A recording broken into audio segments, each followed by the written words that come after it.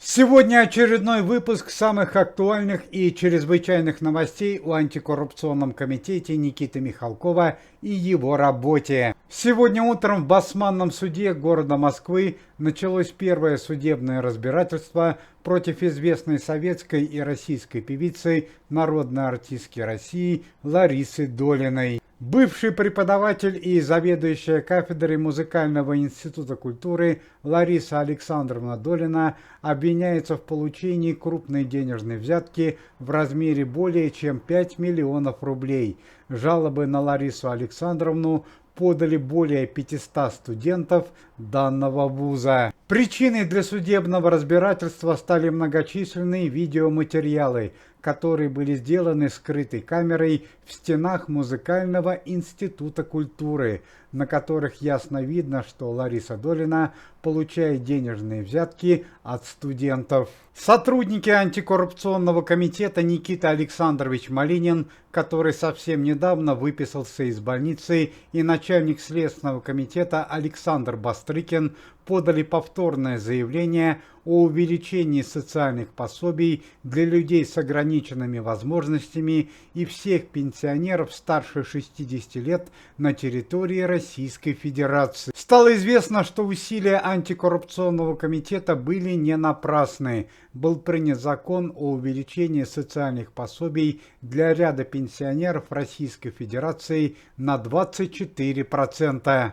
Это требование касается не только пенсионеров по возрасту, но и людей с ограниченными возможностями. Черные тучи сгустились над головой и организатором Организации по борьбе с преступностью и коррупцией Никитой Сергеевичем Михалковым. Вчера вечером Верховный Главнокомандующий Российской Федерации подписал указ о снятии Никиты Михалкова с должности начальника антикоррупционного комитета Российской Федерации. Как считает общественность России, данное решение могло быть принято под давлением со стороны пресс-секретаря Верховного Главнокомандующего и бывшего министра обороны Российской Федерации Сергея Шойгу, который совсем недавно был освобожден из-под стражи. Хорошо известно, что команда Никиты Михалкова активно борется против коррупции среди российского шоу-бизнеса и высших эшелонов власти. Поэтому пресс-секретарь Верховного Главнокомандующего и бывший министр обороны Сергей Шойгу могли затаить обиду на Никиту Михалкова. Однако, что произошло далее, просто шокирует.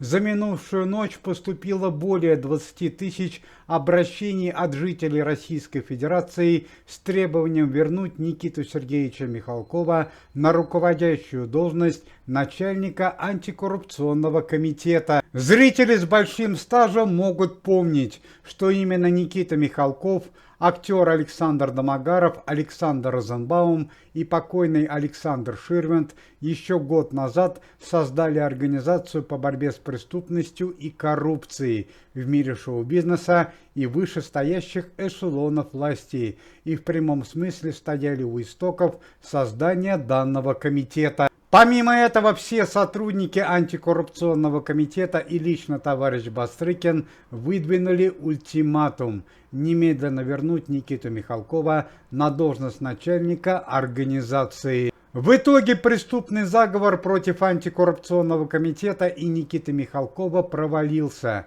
Александр Иванович Бастрыкин считает, что Верховно-Главнокомандующему изначально дали недостоверную лживую информацию о Никите Михалкове и работе организации, что в итоге привело к такому решению. Ну а буквально несколько минут назад сам Никита Сергеевич Михалков в прямом эфире успокоил всех неравнодушных жителей Российской Федерации. Никита Михалков заявил, что он остается на руководящей должности, а антикоррупционный комитет продолжает работу в штатном режиме. Команда по борьбе с преступностью и коррупцией во главе с Никитой Сергеевичем Михалковым начала полномасштабную операцию под названием «Своих не бросаем», направленную на помощь всем пострадавшим при чрезвычайной ситуации в Курской области. На данный момент антикоррупционный комитет готовит к вылету в Курскую область 5 самолетов.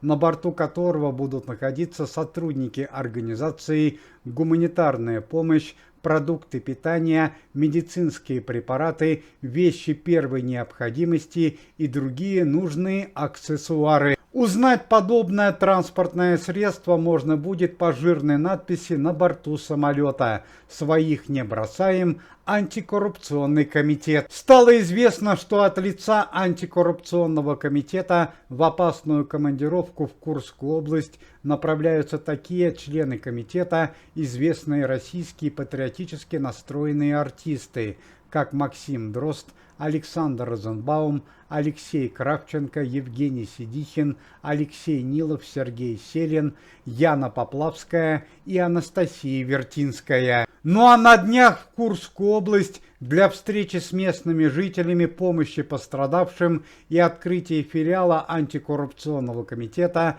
направляются лично глава организации Никита Михалков и Александр Бастрыкин. Помимо этого, Никита Сергеевич Михалков раскритиковал финансовую помощь российских властей, которая направлена жителям Курской области. Стало известно, что российские власти собираются оказать финансовую помощь в размере 10 тысяч рублей на человека. Никита Михалков заявил, что данные финансовые средства – это не финансовая помощь, а просто слезы. По словам главы антикоррупционного комитета, организация окажет каждому пострадавшему при чрезвычайной ситуации в Курской области адресную финансовую помощь. Размер финансовой помощи от антикоррупционного комитета будет в размере от 50 до 100 тысяч рублей на человека. Пресс-служба антикоррупционного комитета сообщает трагическую новость. Сегодня утром при перелете на самолете из Москвы в Курскую область микроинфаркт и остановку сердца пережил министр обороны Российской Федерации Андрей Ремович Белоусов. Причиной для трагического происшествия стали колоссальные психогенные и физические нагрузки, которые испытывает 65-летний министр обороны Российской Федерации, а также несколько семейных драм, которые произошли в жизни Андрея Белоусова. Напомним, что в течение последних 2 месяцев Андрей Ремович Белоусов практически полностью потерял всю свою семью, 2 родных сына и супруга. Первый сын Андрея Белоусова погиб во время спецоперации, второй разбился в дорожно-транспортном происшествии, а супруга Андрея Ремовича Белоусова 2 дня назад погибла при нападении в плавательном бассейне. Уважаемые зрители, если вы желаете выздоровления членам комитета и поддерживаете их деятельность, то можете поставить лайк под видео и написать поддерживающий комментарий.